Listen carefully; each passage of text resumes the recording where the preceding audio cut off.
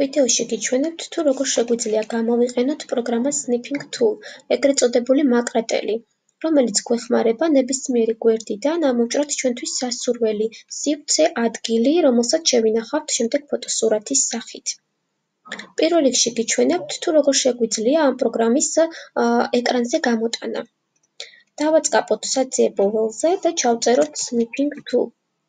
მას შემდეგ, რაც გამოჩნდება მაკრატელი, დავაჭიროთ სულ ბოლო ღილაკზე Pin to Taskbar და დაინახავთ, რომ მაკრატელი უკვე გამოჩნდება თქვენი კომპიუტერის ქვედა ზოლში.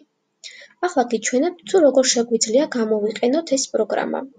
პირველ რიგში მივიტანოთ მაუსი მაკრატელთან, დავაჭიროთ მარცხენა მხარეს, აქ დავაჭიროთ აი ამ ღილაკზე New და შემოვხაზოთ ის სივრცე, რომლის შენახვაც გვსურს ფოტოსურათის სახით. აქ დავაჭიროთ შენახვის ღილაკზე,